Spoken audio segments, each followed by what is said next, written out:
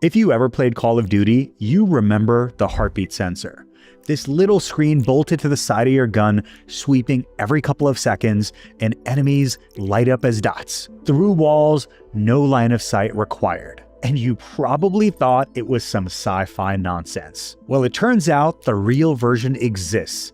And it's in soldiers' kit bags. A consumer version of it is sitting on your bedside table, watching you sleep. A city-scale version of this is going up on rooftops across 21 Indian states. And 2 months ago, in the mountains of Iran, the CIA reportedly used a human heartbeat, just the heartbeat, to find one man hiding in a crevice and brought him home. Now, if you thought my Wi-Fi video was creepy, that was standard definition, my friends. This right here is 4K. Your router can already detect people moving through your home. You don't need cameras, just the Wi-Fi signals bouncing off your body at around 5 gigahertz. We can read those distortions, and that gives you a coarse blur that someone moved. There is a presence here.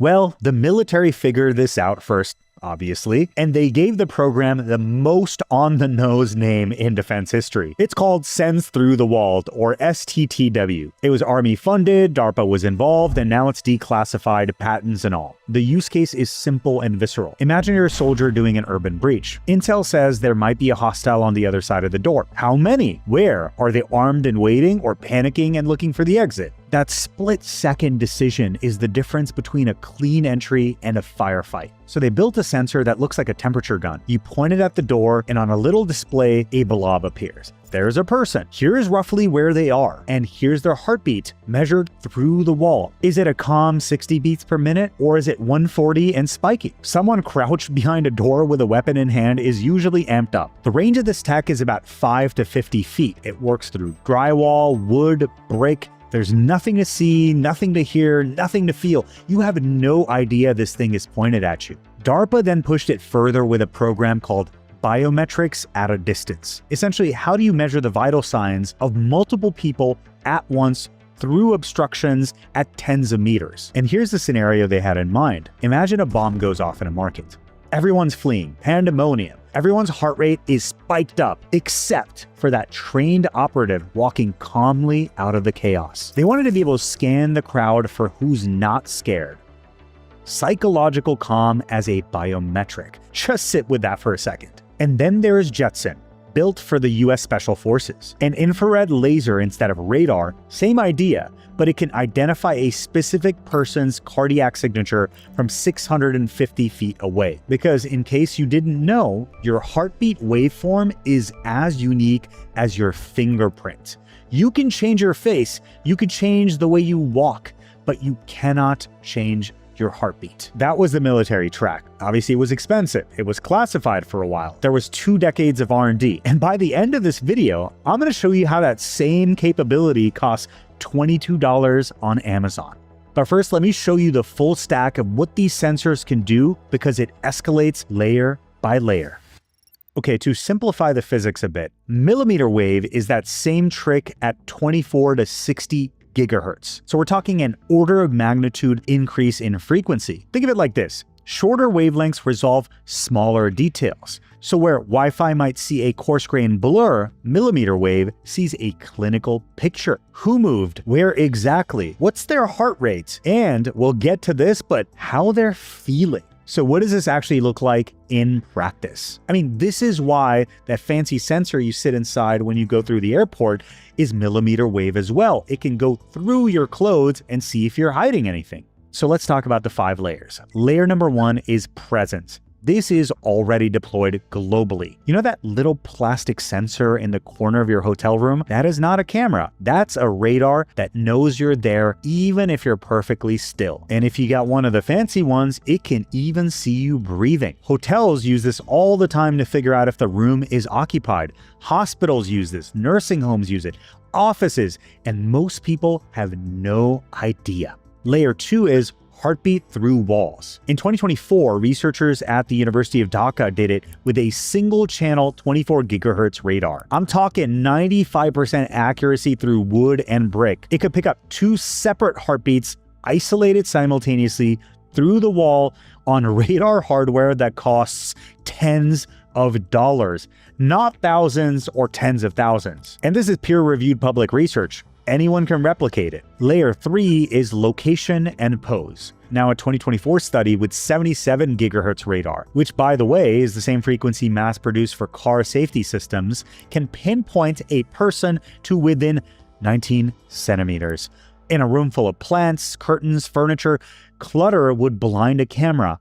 The radar does not give a crap. Layer 4 is emotion. This is the one that got me. Just a few months ago in April 2026, researchers published the first publicly accessible emotion recognition dataset built on millimeter wave radar. Basically, participants were watching these film clips designed to induce specific emotions. And then the radar classified their emotional state from micro vibrations in the chest.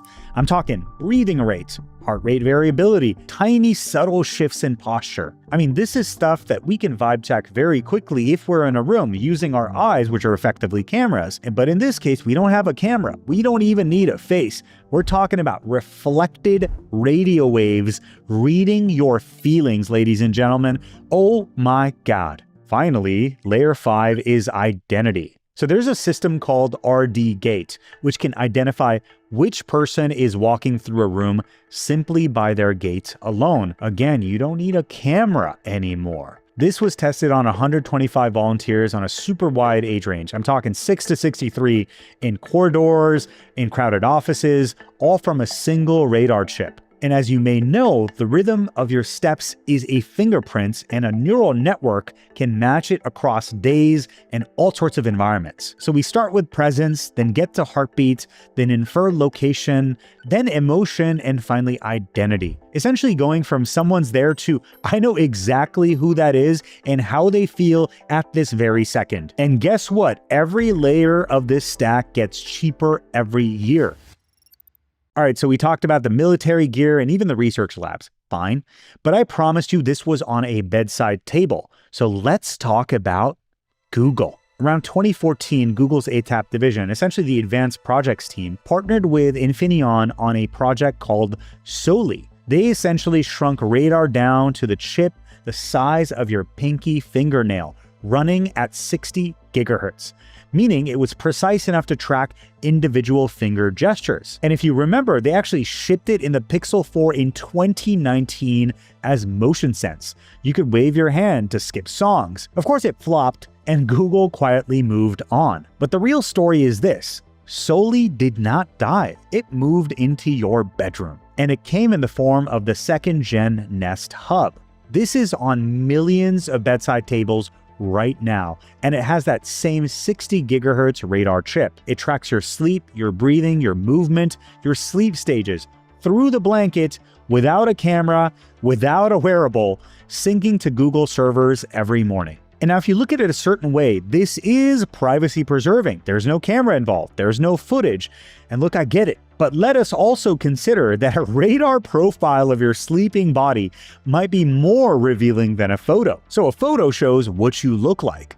This tech shows your biological functions, your breathing cadence, whether you're up at 2 a.m. and how your sleep falls apart during a stressful week. But of course, there was a plot twist. Now, this tech launched in the US without any issues, but when Google tried to launch the Pixel 4 in India in 2019, they got blocked. In that region, 60 gigahertz band wasn't even cleared for commercial use, in part because it's also used for military applications. So the Indian government looked at this fingernail-sized consumer chip and effectively said, that is military-grade tech. Our citizens can't have it. And Google walked back that model from one of the largest cell phone markets on the planet rather than pull the chip. But history has a sense of humor. If we fast forward to March 2025, Reliance Jio is actually lighting up 26 gigahertz millimeter wave 5G across 21 states and union territories. To be clear, this is a different band, but we're talking about the same millimeter wave family. And officially, it's for enterprise. We're talking smart factories, we got fixed wireless, all legit use cases. But let me tell you, the physics of the matter doesn't always comply to the press release. A 26 gigahertz array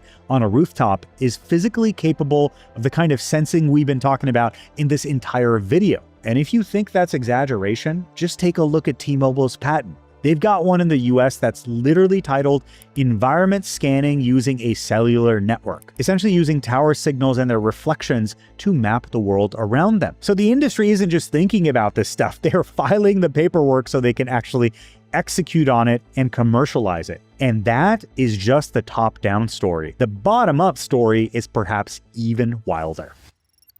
All right, so the airport body scanners we're talked about cost hundreds of thousands of dollars. I mean, the underlying physics is basically the same, but now it fits on a palm-sized board. And in fact, Texas Instruments sells these 77 gigahertz radar dev kits to anyone. You don't need a license, you don't need clearance. And at the hobbyist end, you have even cheaper ESP32 plus a 24 gigahertz radar module that runs you like $50. If you shop around a little bit, you could probably get closer to $22. And people are doing beautiful things with this tech. Fall detection for the elderly. So your grandma doesn't have to wear anything. This sensor in the corner knows if she's fallen and immediately calls the family. You've got baby monitors that are reading breath through a blanket with zero contact. And honestly, for the Jarvis I'm building in my home, this is the basis for privacy-preserving sensors. I don't want a bunch of cameras indoors, but if I have just a few sensors around the home, my AI knows that I'm at my desk, calm at 9 a.m. with a cup of coffee, or I'm chilling on my couch, watching Netflix.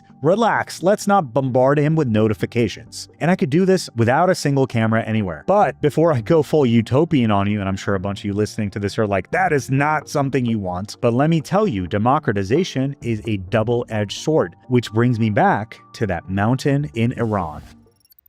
So it's April 2026. A US F-15 Strike Eagle goes down over southern Iran. The weapons systems officer, call sign Dude 44 Bravo, ejects, survives, and spends the next 2 days hiding in a mountain crevice with a handgun, while Iranian forces sweep the area with a bounty on his head. His rescue beacon is transmitting, but the terrain is absolutely wrecking the signal. Search and rescue can't get a fix precise enough to risk sending a team in. The US brought him home. That part is documented history. But how they found him is where it gets really interesting. According to leaked reporting, the CIA deployed something called Ghost Murmur in apparently its first operational use ever. It was allegedly built by Lockheed's storied Skunkworks lab, the same group that came up with the U-2 and SR-71 Blackbird. And apparently, they used a technique called quantum magnetometry. These are sensors built on defects in synthetic diamonds that are sensitive enough to detect the faint electromagnetic fields your heart generates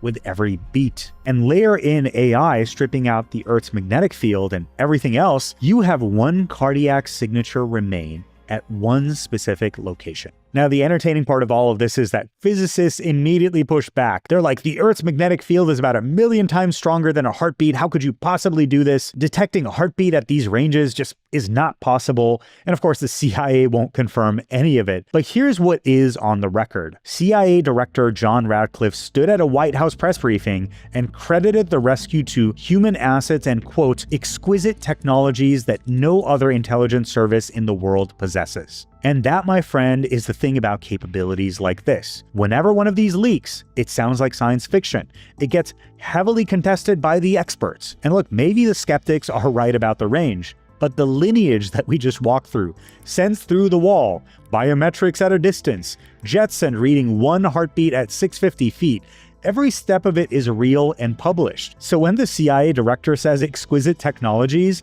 it really makes you wonder what else is sitting in that arsenal. Now let's put this together. Everything in this video is one story. Radio waves have always carried a picture of the physical world. Every room they bounce through, every body they pass through. We just treated it like dumb pipes. But now we have the computational ability and the intelligence ability to read these signals. And it's at every scale at once. In that hotel sensor that you never noticed, in your Nest Hub, on rooftops across India, and reportedly in the mountains of Iran, finding one heartbeat in a haystack. I mean, we're talking about your Comcast router noticing that you walked into a room and turning on your lights, to a heartbeat pulled out of a mountain range. That, to me, is a straight line in a subsidized technology by 30 years of R&D, going from classified programs to a $22 chip you can buy online.